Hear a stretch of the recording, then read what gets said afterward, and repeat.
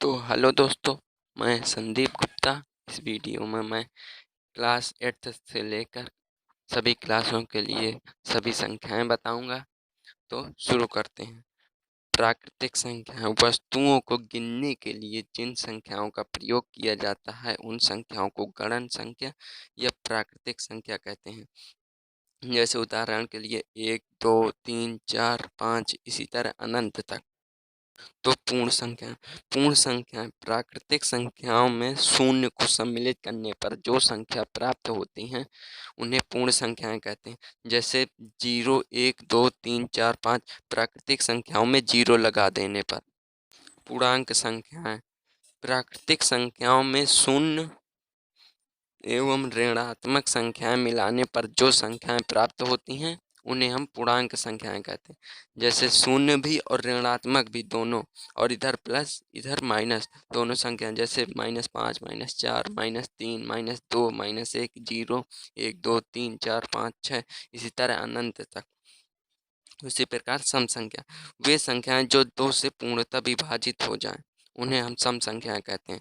जैसे 2, 2 एकम 2, 4, 4, 4, 2 एकम 2, 2 दूनी 4, 6, 3 से कट 3 एकम 3, 3 दूनी 6 इसी प्रकार ये विभाजित हो जाएंगे।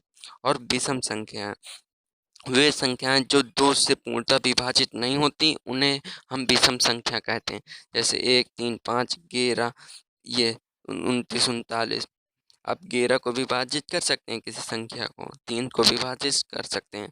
ये तो सिर्फ 3 ही से विभाजित हो सकती है।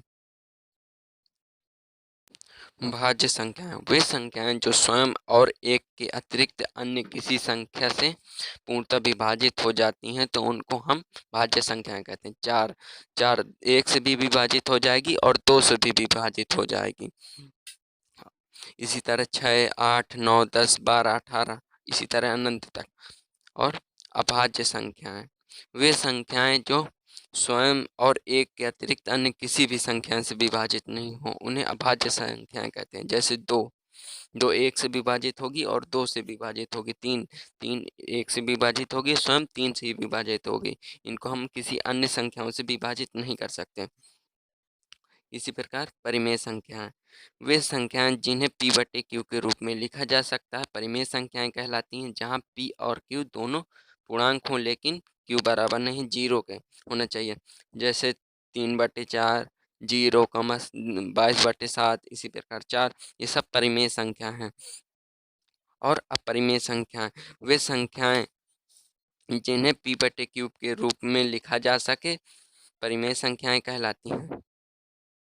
जहाँ p q दोनों पूर्णांक हों लेकिन q बराबर नहीं है 0 के होना चाहिए। जैसे √7, √5 इसी प्रकार 2, √2 पाई। पाई एक परिमेय संख्या है लेकिन उसका मान 22/7 एक परिमेय संख्या है, ये आपको याद रखना है।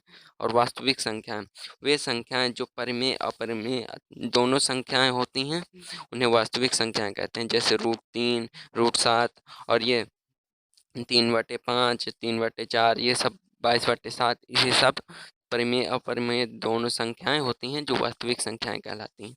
तो वीडियो पसंद आया हो तो लाइक कर दें और वीडियो को शेयर कर दें, और जो आपको पूछना हो तो कमेंट करके पूछ सकते हैं। धन्यवाद।